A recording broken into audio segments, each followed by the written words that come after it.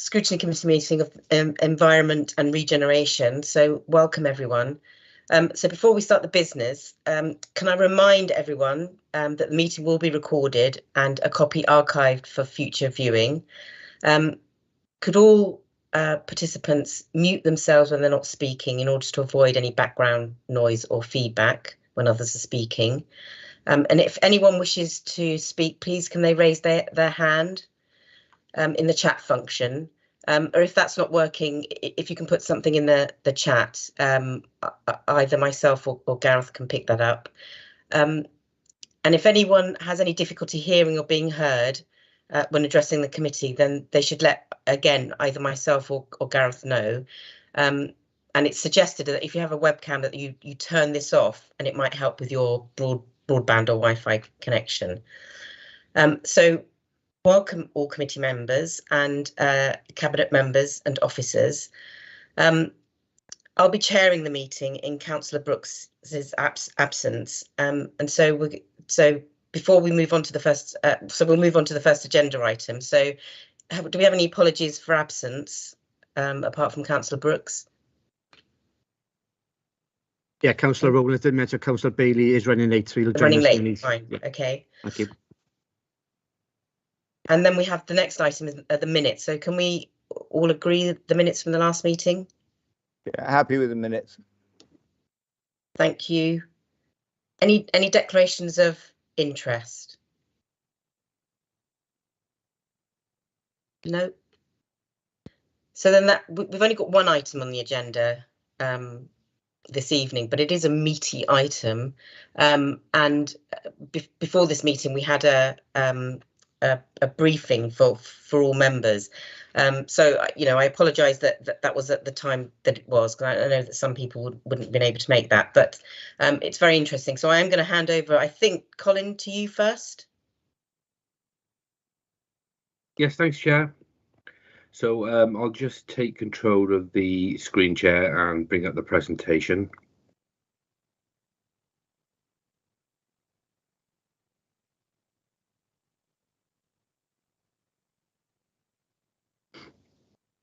Does that come up on the screen now, Chair? Yep, perfect. Great. Thanks very much, and I'll commence with the presentation. So good evening, all councillors. This is introducing the draft Recycling and Waste Management Strategy 2022 to 2032. Okay, so as the introduction, the company report presents a new 10-year recycling and waste management strategy for consideration and will be subject to public consultation.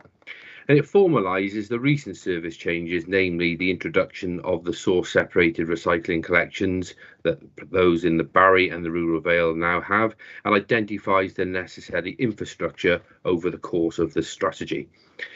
It also includes an action plan that goes with the strategy, detailing all the actions that we need to introduce to achieve our targets over the 10-year life of the strategy, and also a business plan that details the actions necessary to deliver the strategy. It identifies the necessary infrastructure in terms of revenue and capital funding for the duration of the strategy, and as you would expect with this strategic document, it provides a strategic approach to ensure compliance to current legislation, so that's in terms of all waste legislation, operational performance for achieving our statutory recycling targets, and considers the council's values, objectives and commitment to a sustainable environment and to reduce its carbon footprint in terms of meeting the public sector's decarbonisation agenda for 2030. Okay, so the strategy itself will deliver the final phases of the service changes and provides the most effective way to achieve the statutory recycling targets and the most sustainable way in terms of the lowest carbon impact. So when the Cabinet agreed the introduction of the collections blueprint, the collections blueprint was selected because it was compliant with Welsh Government's advice in terms of statutory guidance, and the blueprint itself is and was the lowest carbon impact on the environment as a service. And there was an independent study carried out by Eunomia on behalf of Welsh Government. So we are selecting and moving towards the right sustainable method of collection. And also it links to our environmental aspirations in terms of Project Zero and decarbonisation and the 2030 agenda. With Project Zero, there's an awful lot of links into public engagement, so we'll tap into that and ensure we're promoting the behavioural change necessary and ensuring greater awareness of the impact of individuals' Wales' carbon footprint. Okay, and we're striving for a circular economy, so it's beyond recycling now. Recycling won't be enough to take us to zero waste, so there will be a lot of strong emphasis on repair and reuse. And later on, there are some slides to show you the developments of our first reuse shop. And of course, it provides an opportunity for regular monitoring and review. And that's an important message tonight. This isn't just a 10-year waste strategy. There'll be annual options for members to challenge the performance so far and the strategy itself. So there's always an opportunity to realign our objectives to make sure we're going in the right direction. So in terms of business planning, what's included with attached to the report and attached to the strategy is an action plan and a business plan that details those actions and say, as I mentioned, necessary to deliver the strategy and maintain our performance, which is obviously very important. So in that action plan and that business plan are the resources that's required. So we identified all the resources and the structure required to ensure delivery of this strategy, and that includes all the staff, whether that's officer type staff or operational staff, and all the vehicles necessary to deliver the services, and also the required contract extension. So as part of the cabinet report that was scrutinised, always being scrutinised, as well as the strategy, are the extensions required for Cowbridge waste transfer station that we hire down on that site, and also extensions to the existing commingled recycling contract, just to ensure we've got continuity of service up until the service changes are introduced. And then phase 3 of the service changes, we provisionally penciled in October 2022. So that means introducing the collections blueprint to the areas of Dinas Powys, Llandoch, Penarth and Lavernock and Sully for the final areas, but also to flats and apartments across the Vale in its entirety. There will be additional options to bring in further recycling as well. So hopefully in about 3 or 4 months, we may be able to introduce battery recycling at the curbside. And also later, when we do the rollout to Penarth area and surrounding areas, introduce textiles and small wee electrical items recycling curbside to the entire Vale. So hopefully that's another good news story that we can increase the amount of material recycling on the curbside to our residents. And also it includes a lot of building resilience and retaining with the waste transfer station at Cowbridge. So that will act as a satellite station to provide a local solution to collections in the rural Vale. So when we operate in and collecting curbside in areas such as Ogmore, Landau, Lantern Major, Cowbridge, etc., it will save our carbon footprint of having to have those vehicles travel all the way back to Barry to our main site, and there'll be a local solution which will be a lot more effective. Independently, we have done a study to ensure that was the most viable solution. But so it's also about building our resilience. So we have a bail-in options down on that site in Cowbridge, as well as bail-in options for material in Barry.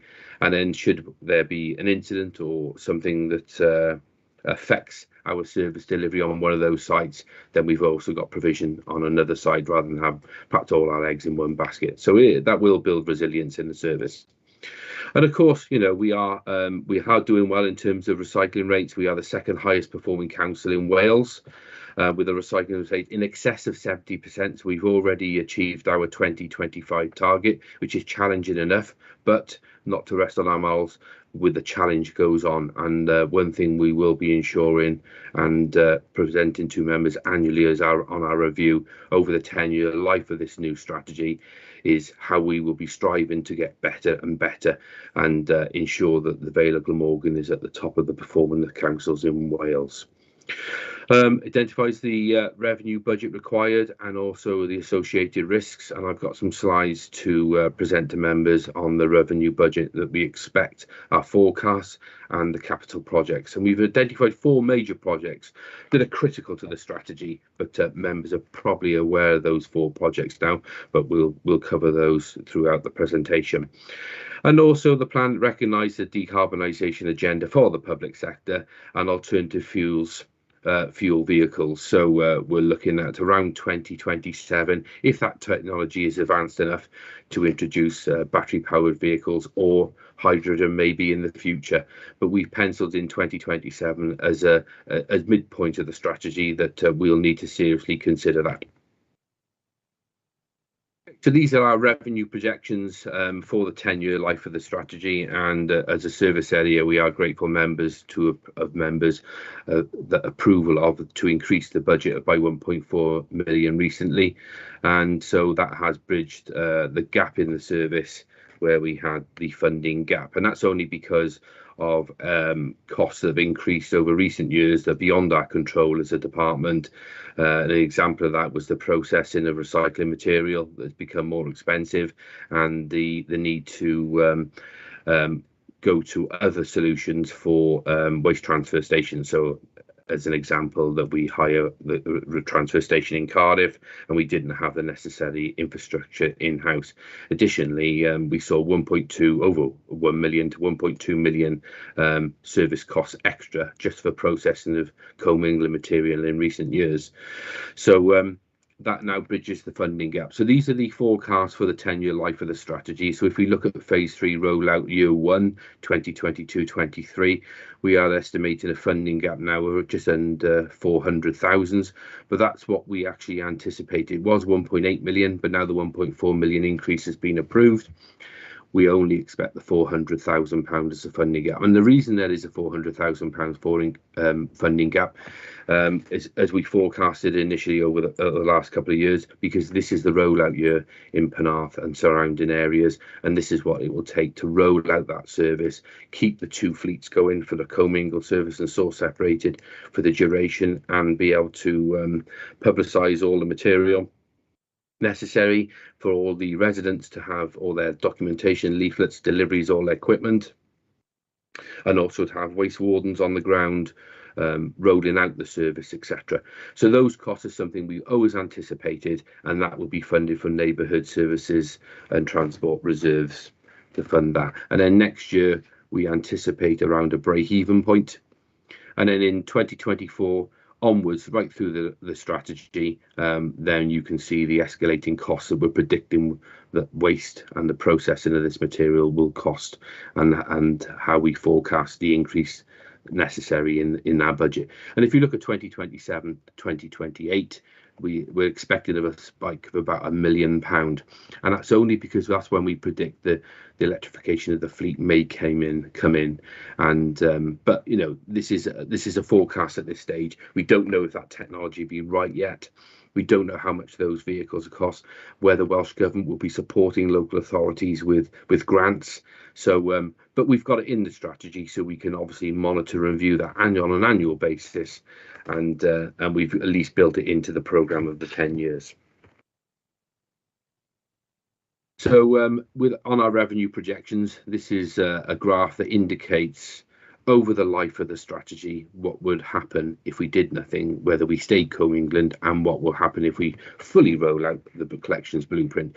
So the worst scenario is the top blue line, and this indicates the budget necessary if we did nothing and we retained a commingled service. So that's the worst scenario. I don't think we could even do that, even at that cost, because we wouldn't probably meet the statutory recycling targets, and it wouldn't be sustainable in the long term with the amount of material we'll probably lose from contamination within that commingled product. Plus, it might mean that we need to export products or materials for an end solution, so that was never going to be sustainable in terms of financially or environmentally. And then the yellow line is if we'd never increased our budget, that's what it would represent over the life of the strategy. So again, that would impact on services. And the 3 lines in the middle blue line is the collections blueprint, the service that we're rolling out based on getting an average price on what we've experienced for the individual products that we sell. So the selling of the paper, cans, glass, plastics, cardboard, metals, etc. And then the income we get off that is the budget line we predict over the 10 years. The orange line above is the amount of budget we required if the materials market crashes, and this grey line here is the amount of budget required if we get a really good rate for those materials and the market stays very favourable. But that's unlikely. The recycling markets are very volatile and they can increase and decrease quite easily. So nothing ever stays the same. The materials market changes every single month. So what we've done on that blue line on our predictions, we've taken an average of what we experienced over a number of years, and we've taken the average income on good days and bad days. But that is our greatest risk to our revenue budget and predictions moving forward.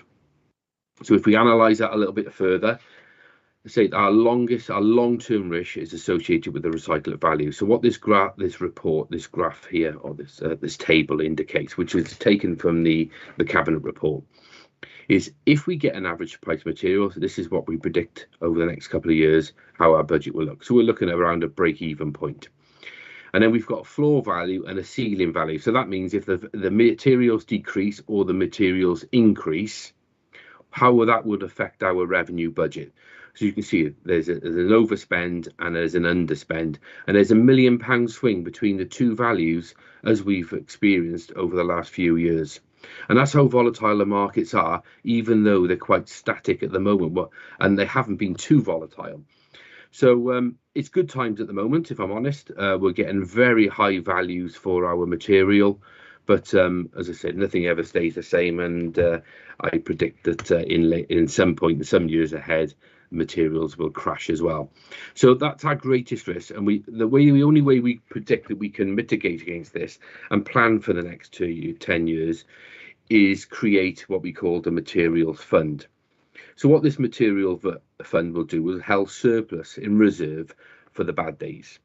So in the cabinet report, you may have noted that we've asked to create a materials reserve fund of 250,000, and that's to start a fund from October, when we hope to roll out the remaining blueprint until March next year. So that's based on a £500,000 per annum reserve.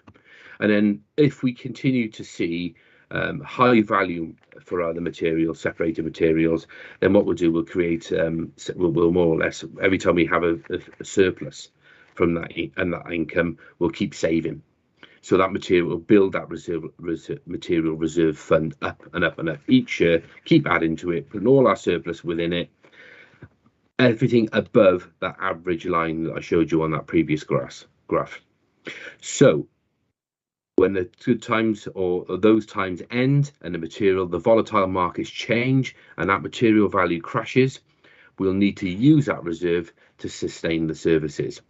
So rather than just be overspending like we have in recent years, the material fund, the purpose of it is to mitigate against that risk. So when the materials crash or we get less income, then we'll dip into the reserve. So hopefully there'll be a lesser impact corporately, and then that means that the service won't always have to be bailed out, I guess, at a corporate level as often. And it's probably the best thing we can do. It's the only thing we can do to mitigate against those risks. So as well as the revenue requirements, we obviously have capital requirements within the strategy. And these are the four major capital projects associated with a 10-year plan that we've identified and are ongoing at the moment. And members are probably aware of these. So the four projects are construction of the resource recovery facility. So that's the facility we're building at Atlantic Trades and Estate. So this will be the main facility where we'll bring all our recycling. So all the recycling will come here, all our dry recycling, and we'll prepare it, we'll separate it, and we'll bale it, and we'll sell it direct to market ourselves.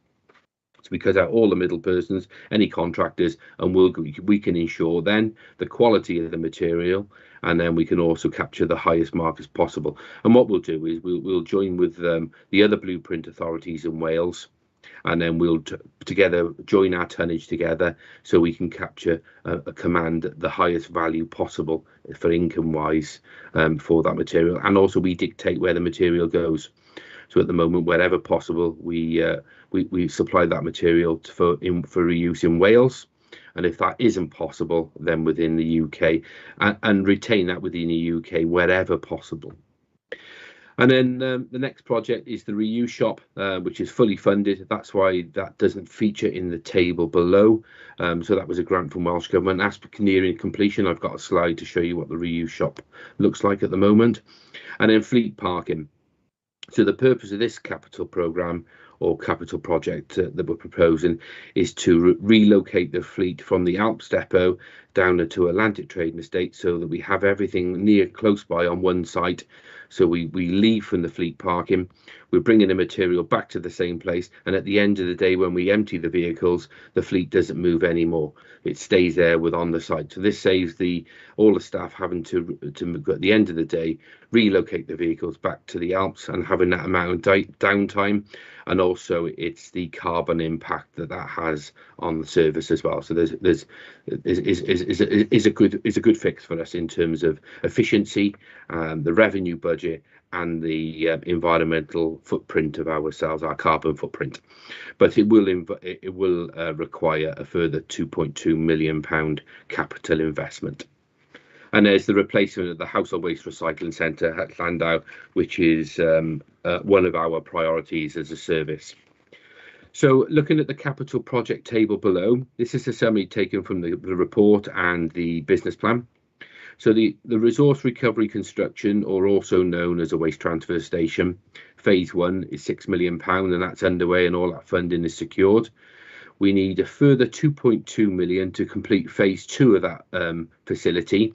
And at the time of preparing this report, we hadn't had any funding, but we've got some really good news. Welsh Government are going to have just advised us, and we're waiting for formal confirmation. They are going to provide the Vale a grant fund of 2.2 million to complete that project. So that's really good news going into this new financial year and the year that we're rolling out the blueprint changes. Then fleet parking, there's 1.6 million in the capital programme at the moment, and we anticipate that we'll need a further 2.2 million. Construction costs have gone through the roof since the pandemic, and it's getting more difficult to deliver these projects within budget, and we're finding that the materials are difficult to get hold of. There's a longer lead times, and some of the materials like steel have gone up 100%. So it's quite challenging for capital projects, not just for waste, but I'm sure we're right through the authority. And then construction of a new household waste recycling centre at Llandau.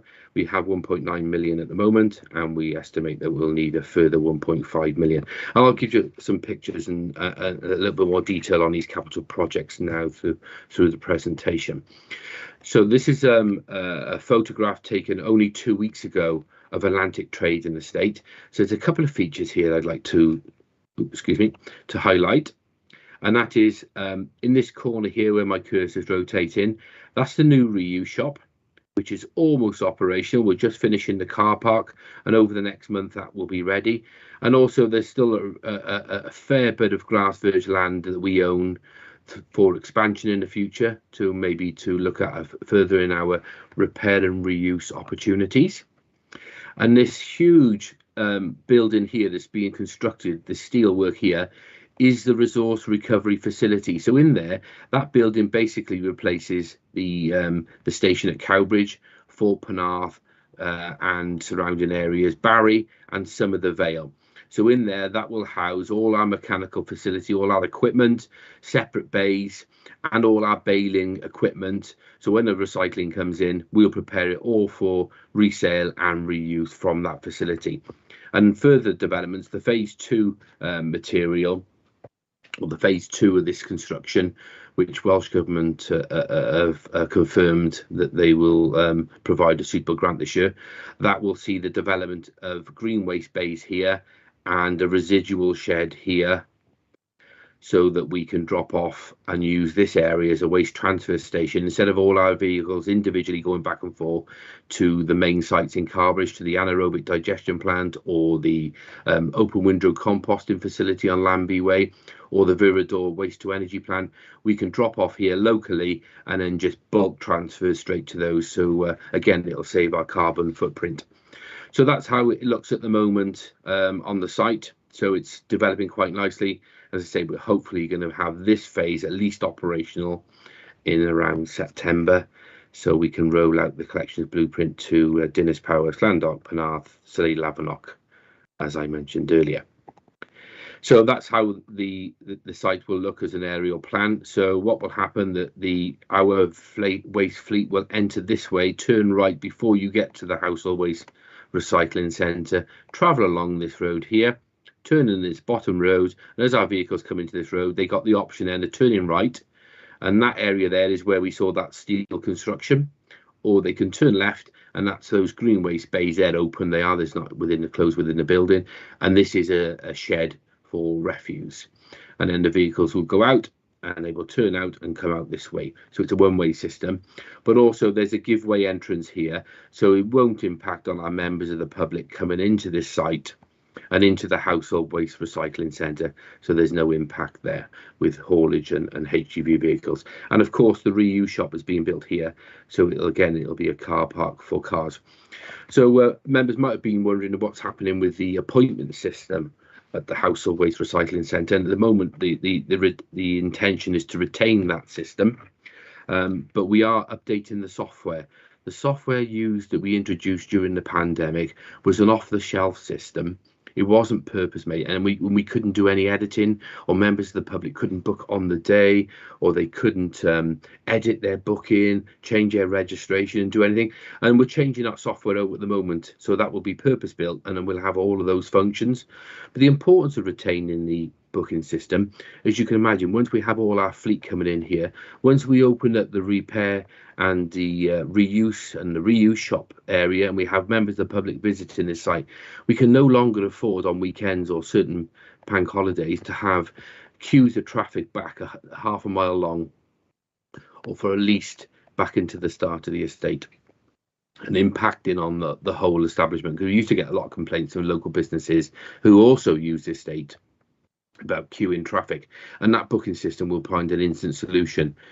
We will keep monitoring it, but if there's a problem where members of the public are raising concerns, that maybe we can open the first hour or two without any booking system, and then have the booking system throughout the day. But there will be same day booking facilities. You'll be able to edit it, change your registrations, change your bookings, and it'll be a lot more user friendly. So moving on, photograph was taken only last week. That's what the reuse shop looks like now on the site, just in front of the household waste recycling centre. And this is the internal pictures taken with inside. So here's the entrance into the reuse shop. And as you look into the reuse shop, there's a kitchen area there. There's a little office and there's toilet facilities. And this is the open area. If you move up to this corner here, this is the view in this top right hand corner looking back to the entrance. So there's a good amount of space for racking and shelving to have materials on sale here, and that will provide us with a lot for our community in terms of providing low cost goods and help with local social issues. So that was the kitchen area. That was that view in that area, and this little office here is not as office that's in for staff. It's an office quiet area that we hope that we can rack out to have on tabletops for equipment to come in, so we can do pat testing for electrical equipment, then could go back onto the shop floor for sale, and an opportunity to do some repairs, etc. So that's quite a really exciting project that for our community. In terms of the fleet parking, this is the third project we've identified in the strategy, the capital programme, and the idea that we have all our vehicles on the same site, so that will take out the downtime and the excess carbon footprint that we have travelling back and forth to these sites from our depot in Wenville. So if I highlight this area here, this open area is available for purchase. And that is the area we are looking at to have our local waste fleet parking area. There is an option to take this road as well. And this road is three vehicle width by here. So there's an option for staff parking along this road. And then vehicles can enter in here into the site and go into that area there. And this area here, those buildings, those temporary buildings, are our contractor who was building the site here. our resource recovery facility. So that could be an option to have some staff parking as well, and we'll probably need some obviously some welfare units for staff, as in toilets and showers, that return to the site. And then this is the area where we saw that photograph where the waste transfer station or the resource recovery facility is being built and the development so far. And there's the household waste recycling centre, or AKA the TIP, and that's the area where the reuse shop is being built. So you can see quite an aerial view now. We got potentially making the most use of this area locally. So we'll have our vehicles working as long as possible on curbside collection. We're conscious of about our carbon footprint and our performance as a service, and the cost of waste to the authority, because as all councils are seeing across Wales, waste is a major cost to councils now. So we're conscious that we need to keep our vehicles and efficiency as high as possible. So this provides an opportunity to minimise downtime, and we've done calculations on revenue savings and carbon savings, which were detailed within the Cabinet report. So there's an option to park here. We got an option to either work as long as possible locally, and then when the vehicles have discharged, they literally drive across the road to park. So we've got much longer productivity out on our operations, but also we could have our vehicles operating as long as possible to the end of the working day, bring the vehicles back full, park them up, and then we could have the operational staff working in the resource recovery facility, move some of the vehicles back through the evening to empty them internally within the vehicles in the building, and then move the vehicles back over for the staff to collect in the morning. That means we get a much more longer day out of our collection fleet. And also we're looking at options in the future to move to a 9.25 hour working day, just so we can use the vehicles as long as possible, and have them working on that curbside collecting as long as possible for expansion of the service. So where we have our lots of developments going on across the Vale, increasing population and housing stock, etc. So in the longer term, then, if we can increase our performance and increase our working day, find new ways of working to capture that extra better performance, then there won't be such an impact on the revenue budget, and as a service will be self-sustaining. So there's it's a good project plan, I think, capital wise, as a worthwhile investment for the authority, and then this will set the infrastructure up for this department and for waste and for the 10-year cycle of the strategy. So it's quite an exciting project. So and the fourth and by no means least, this is a project close to our heart now. We want to see over the line as soon as possible. It's just been the availability of land has been a difficult one for us. So this is the replacement of the household waste recycling centre at Llandown. So this is the rural Vale, serves the rural Vale, and it's currently on the Llandown Trading Estate. It's an outdated site. It's not very user friendly. It's completely inadequate. The access is very poor, and the site in itself is about the size of 0.4 of an acre. So we had found alternative sites around this area, and we've settled on one now on the Vale Business Park. We've put our expressions of interest in, and we're waiting feedback from the landowner. We'll keep this site going annually until we have the alternate site operational, and I'll just show you where that site is, where we're proposing. So this is just the Vale Business Park, just along from this site. So it's off the Lantwick Major Road.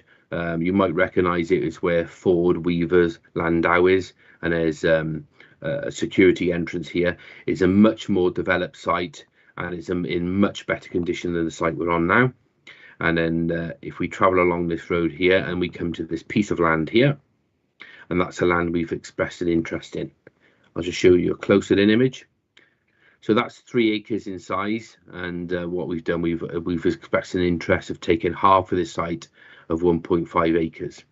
And how we've calculated that, the existing site is 0.4 of an acre, so half of that is almost 4 times the size of the existing sites. And what we did, we've done some modelling of the types of site we'd like to see for this facility down in the Western Vale.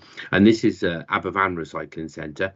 We visited the site and we had a look at it. It'd be a perfect operational blueprint for the Western Vale site. So the members of the public would drive in, go round the site, using these facilities, and all of these will be at ground level, and that's being serviced by a separate road, so there's no impact and no conflict with members of the public like there is now on the existing site, where either we've got to shut the site or there's conflict between HGV vehicles coming in, delivering and servicing these skips at the same time as members of the public entering the site.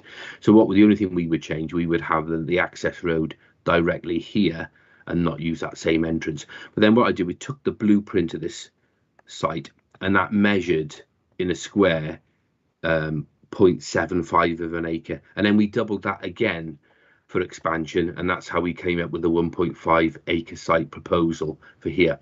If the landowner comes back and said they only want to sell the whole entire site, then that may be something else that we can consider. And we had considered commercial opportunities in the future for some of these sites, but then we would have to have a further capital investment in bringing in weigh bridges and paying weigh facilities, but that is something we can consider. Or if in the future Cowbridge site isn't available in latter years, then we could bring something on this site and expand that way. So that's another exciting opportunity, and that's something we'd like to get over the line as soon as possible.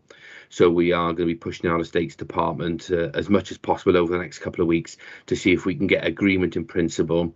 We could do the due diligence over the next month or so, and then we would get a report to Cabinet at the earliest opportunity with recommendations on either a lease or a land purchase, and highlight the construction requirements, the plans, and the capital required to get that over the line. So concluding, the next steps then is 3 months consulting on the draft strategy, and then prepare a report back to Cabinet to formalise and consider the results around September, October. And then we have our circular economy timeline that we will try to draw our waste strategy matching towards. So at the moment we're here. In the next couple of years, we're going to have the introduction of extended producer responsibility for packaging, and also deposit return schemes. So that means the deposit return schemes are looking to have a take-back scheme for plastic bottles, and the extended producer responsibility will be making the producers of the packaging pay for the end outcome. And then 2025 is when our 70% recycling targets, the statutory target, comes into play. I know we've achieved that target now, but we need to ensure that we retain our existing performance. And then we've got the carbon neutral public sector agenda, decarbonisation for 2030, and then by 2050 we hope to be cost neutral or carbon neutral, and then zero waste producing country as much as possible. And only by 2050, with all of these measures, we'll be using the resources of one planet. So that's our next steps. So that kind of concludes the presentation, and to open up for questions. But if it's okay, Chair, can I just see if Councillor King wants to add anything to the presentation? Yeah, I was going to ask or Emma or Councillor King, so whoever wants to go first. Is Chair, if it's okay, shall I bring the presentation slides down? So yeah, great, thanks, Colin, and thank you very much for the second time. That was brilliant. Okay. Thanks ever so much, Chair, and thank you, Colin. I think it's a marvellous presentation, and it's really exciting and adventurous to see how much we're doing. All I would like to add is my thanks to you, Emma, the teams you represent, not only for perhaps what you and they achieved through the past couple of years, which were the most challenging that any council could ever have anticipated, and yet we managed to come in at the second best in Wales, possibly in the known universe, with our recycling figures. And I think what you're presenting today is the strategy to retain such high performance, and I welcome that. But just as I've thanked you and your teams, I want to place on record my sincere appreciation to the Vale residents, and particularly those of what we refer to as the Western Vale and Barry, who have adopted the blueprint, the segregated collection, because it is a little bit onerous. and it is by their efforts, as well as those in Penarth and Innis, who are still have the benefit or the ease of commingling, but it is the effort that the residents that have contributed. So it's very much a teamwork. So I just want to place on record my thanks and appreciation to the support from our residents. But other than that, I think it's over to the Scrutiny Committee. Thank you again. Thank you for that, Peter. And I think, as a committee, we would also, concur with that, Colin and Emma.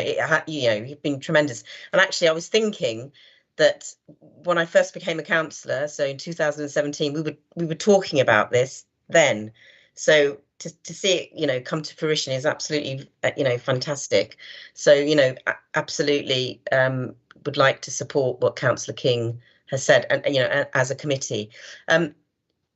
Emma, did you want to come in before, or should I take questions? Oh no, absolutely take questions. Colin's done a brilliant job this evening, so I haven't got anything else to add, Chair. So thank you. Great. So Councillor Robertson, please. Yeah, thank you, Chair. First of all, I'd like to say, Colin, that was a tremendous presentation. You had an awful lot to get through. You did it extremely well, very clear, and excellent. I mean, I've always been impressed by your department since I've been a councillor. You've been fantastic.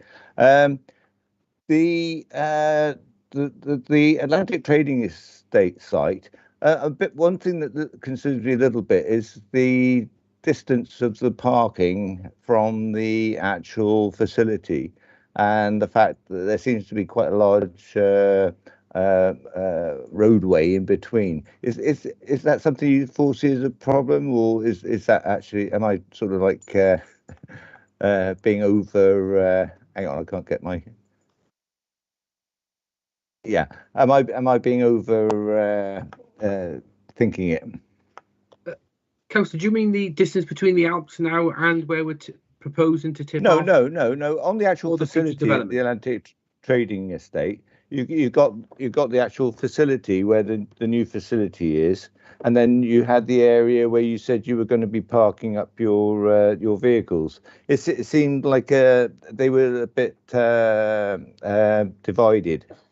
Am I? Okay. Is that wrong? There's an access road going through, but I mean, it is just across the road, literally. You probably can't see it or appreciate it on the plan. Maybe the presentation didn't do it justice, but it is literally across the road, so it will be no burden to us at all. In fact, it would be a good news story in terms of saving revenue money and also our environmental credentials as well. But obviously, we know it will require capital investment, and we're aware that members have supported the service for a number of years, and there are a lot of priorities in the council, obviously, and we respect that, but it will require more investment again, unfortunately. But there's no doubt the business case, I think, stacks up, and again, it's another exciting project. Well, I think your enthusiasm's taken us all with you. You've been brilliant. Cheers, mate. Thank you very much. Thanks, Councillor Robertson. Councillor John. Thank you, Colin, very much. This is the second time I've seen this presentation. It gets better every time. Absolutely brilliant. It's true. It's really exciting, Colin. Really exciting future for waste in the Vale. And quite honestly, I can't wait for the Landau site to start, because we've had so much problems with the current site. And there's so many people complaining to us. Whilst it's not in our ward of Lantford Major, it's still bringing us huge grief regularly. And to be honest with you, I'm absolutely delighted that you're moving to the business park. And I'm sure that it'll be a great success. And quite honestly, I'm delighted. This presentation was first class because you didn't take a second breath. And, let's be fair about it. Most people that do presentations, they stall and take time, and they maybe go back on things. You must have had good practice on this, I'm sure. But nevertheless, very good, Colin. It's good to see that we've got somebody so committed to running this scheme, and the team that you've got down there, well done. Thank you, Councillor John. And we really do want to get the Landau build across the line. And I guess the reality is we would have probably started already if that land was available. And it's only because it's so difficult getting the requirements that we need with such limited options that's really delayed it. And we really, I can't apologise enough for perhaps the Flack Western Vale councillors get over the site, and hopefully we'll get it over the line as soon as possible, and then we can all move forward and again with another exciting project. Well, I've had dealings with this man, as you know, in the past, and he was a difficult character to deal with, and he changed his mind so often you could never pin him down. No, so I'm right. delighted to see that you've now established an area that I'm sure will be a great success to us. Thank you. So are there any other questions from members? No. So, I mean, Colin, hands down, was brilliant. And it is incredibly exciting to actually see something that we've talked about over the years coming to fruition, and hitting all the targets as well. And actually, we're second to Pembrokeshire, and I know that Pembrokeshire has separate recycling. So that's obviously, we're going in the right direction in terms of what we're doing. If I may just ask one quick question, as you know, Colin, I write to you often about litter, and I know there was mention of it in the report to Cabinet, but I was wondering, are we going to move to separate public waste bins? Or so that we can, is that something that's, is there a business case to do that, or are we better off staying the same? I think there will be opportunities at high footfall areas to introduce separate recycling collections as well as general litter waste. The problem we have is the contamination that comes in litter bins, and restricting that is very difficult. So you can have bins that have particular apertures that you could only post a bottle or a can or a piece of paper, and they're quite effective. And that's kind of what we've got planned for the flats and apartments, to be honest, to help manage contamination levels. But the trouble with litter waste and general waste is we've got high level contamination, things like dog fouling in bags that just cannot be processed, and it spoils the material somewhat, and it's got to go to a particular treatment facility to deal with that. And I think if we can get to a point where we got high footfall areas, we can bring particular bins in with particular apertures, then it's something we will look to progress. Likewise with our own littered activities as well. So when we've got our street cleansing operatives out in the community working, they're picking up valuable resources, aluminium cans, plastic bottles, etc., all going into waste bags. So we will look at the mini carts that have dual kind of compartments on it, so we can segregate litter at source. But I think that's probably something for latter years, once we've got over the recycling changes that are pending now for phase. But yes, I think we'll have to achieve the later targets in later years to get to zero waste. On that journey, we will have to explore every opportunity to separate material. Sorry, Colin, only because you mentioned it, before I bring Councillor King back in. So the flats. So what is going to happen about flats? In Penarth, for example, but across the Vale, because I think we've left flats for now, haven't we? We have left flats, but we do need to bring them on board. Flats and apartments, they range so much. We can get ones we've got excellent recyclers, and then we've got some that use the recycling bins as general waste bins, to be honest, and there's such high levels of contamination. But we did submit to Welsh Government through the Circular Economy Fund. We were successful in a grant bid to buy bespoke containers for separate collections, and we've purchased them all, and we've only just taken delivery of them, to be honest. And we've had 2 purpose-built vehicles made that have bin lift opportunities to service separated material from flats and apartments, and we've just taken receipt of those vehicles as well. So we've now got all the bins. We can supply them free of charge to all the flats and apartments. No one will have to pay for anything through this grant. And we have the vehicles now that can also double up for commercial opportunities. So there is a duty on commercial businesses to separate waste that's going to start getting enforced in soon by Welsh Government. And so we'll double up with flats and apartments and our commercial opportunities as well, to expand that and capture more material and look at income opportunities.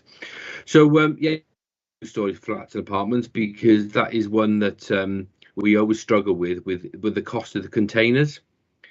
So we will look to introduce source separated in those in this phase this year when we roll out to Penarth and surrounding areas. So we'll do it all at the same time. So the idea we had for flats and apartments, would depend on the makeup of a typical area. What we may do is have like community recycling banks within the compounds or the areas, and leave the bin stores where they are, but maybe make the community recycling banks with particular apertures just that little bit more further away from the general waste stores. Otherwise, so what we'll have is the committed recyclers will walk past those general compound areas to walk that little bit further to use those community recycling banks. So that way we'll ensure we get really good, clean, separated material, a high value. And then the material that we don't want will go into the first compound, which will be a general waste ones. And then we carry on with our commitment for education and behavioural change, and that's what our waste wardens and recycling officers will do. We won't give up on it. We'll keep striving to get everybody committed to the cause, and that'll be our work as part of the strategy going forward. And I suppose, sorry, before I bring Peter in, because I suppose one of the worries for people living in small flats and small apartments is, well, how am I going to keep all of that separated, and where am I going to keep that? But actually, if we have separate bins outside, you can say, well, actually, if you keep all your clean recycling waste, you can go out and separate it. But I suppose on a winter's night, that's not as... Yeah, unfortunately, I think the reality is all of these new services require commitment from everybody. Everybody has to play their part, unfortunately, from the householder who has to keep all these different bags and boxes and separate it at source, for us who has to collect it separately. I mean, we're all on a journey, I guess, and we will all asking somebody to do a little bit more than they did before. Perfectly put. Peter. Yeah, thanks ever so much, both Chair and your committee and Colin. And picking up on a couple of points, which it was ironic that you should ask that question, because Colin and I were driving in the days when we were allowed to drive to places. I can't remember if it was Cwmbran or Monmouth, but we were driving there for a South East Wales waste management strategy meeting. And we were chatting then about this very issue about flats and apartments. And I am so chuffed that much of that discussion is becoming materialized and will be implemented very, very soon. And I'm really, really chuffed that my enthusiasm may have helped get us there. I just wish we could move things a lot faster. As a breath of assurance, though, reassurance, Colin will correct me if I'm wrong, but our residual waste goes to the place I continue to call Viridor. I don't think it actually trades under that name anymore, but Viridor. And they do quite a bit of reclamation in their pre-sorting and indeed incineration process. So it's not quite as wasteful as some people might think. And of course, they are now expanding to produce waste, to collect their waste heat, which will be used to heat local properties, which is going to be a huge circular economy type thing again in itself. So it's not sometimes just having a container isn't for waste isn't such a bad idea when you think it will include dog poo. And I'm minded, and again I'll be guided by Colin and indeed experience, and that will follow in the years to come. But I think that when you have a busy bank holiday weekend, I'd far rather make it easier for people to put their rubbish, no matter what it was, into a container in one spot than to faff around sorting. Because I think if they felt they had to wait loiter to sort, it may not get sorted. It may all get dumped in the first one. So maybe it's easier just to leave it like that for the time being. I also am extremely confident that the generations that are coming in following in our footsteps are much more environmentally concerned and alert, and I think that will begin to become their call for it, and I think that will open further doors to what we may be able to do, and at the same time, nothing to do with us directly. So that Colin didn't mention it. But the government, the Westminster government, has spoken about extended producer responsibility for an awful long time. And I've thrown various hissy fits because one of the reasons why black plastic food trays, we struggle to recycle them, is when they go along a black rubber conveyor belt, the photoelectric cell can't see them. And I said years ago, why in God's name can't we put a levy on black plastic food trays so that the manufacturers put some, I don't know, silver sparkles or sequins or white stripes on the damn things, and put a 10p levy on the black plastic ones? Because the greatest thing that Wales has done in recent years was to put a 10p levy on disposable carrier bags. In my years of litter picking, I'll tell you the one thing that I've noticed: there are far, far, far fewer plastic carrier bags in the bushes and in the trees, because people now they either value them and reuse them, or take a conventional bag and use it. So it can be done, and I think that I'm hopeful but impatient. Well put, Councillor King.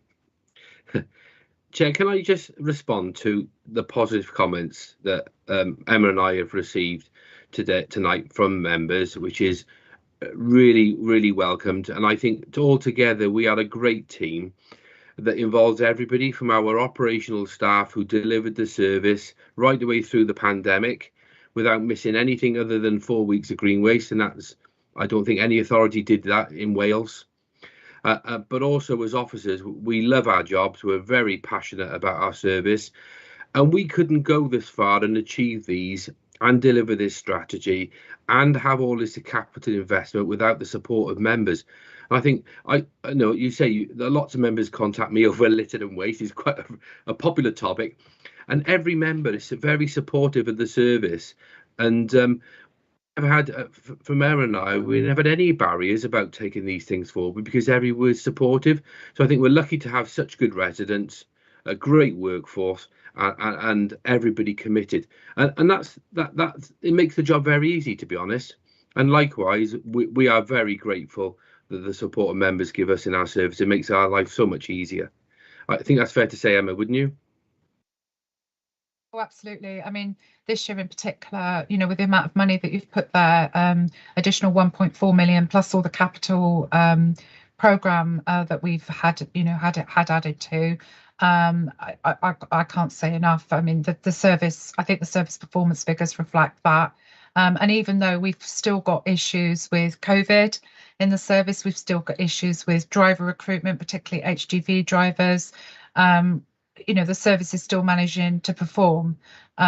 We may be a bit late with grass collection sometimes, but again, that's you know, that's a non-statutory service that we provide to assist our recycling target. But you know, we're doing our best, really. So yeah, I did, as I say, the presentation this evening, I don't have anything to add. Just to thank people for the support for our strategy and business plan moving forward. Brilliant, thank you. And actually, just to reiterate, you know, our residents have helped, you know, have contributed immensely to the success of this. So, you know, long may that last, and hopefully Penarth and Dinas will prove equally good as we move into October. So So I think this is this for noting, Gareth? If the committee are happy to support it, Chair, we could put a bit more stronger word in the noting. Yes. If all members happy to support. Yep. Yes. Members happy for that? Yeah, happy with that. Great. Yes. Yes. Let's do that, Gareth. Okay, Chair. Well, so this is our last meeting, chaps and chapesses, or no, just chaps, of our scrutiny committee meeting now before May the 5th. So I wish you all the best of luck and, you know, good fortune in whatever you do after this, after May the 5th, whatever it is. But thank you all for being here this evening. And thank you, Colin and Emma and Councillor King as well. Thank you very much. Good evening. Thank you, Chair. Good night.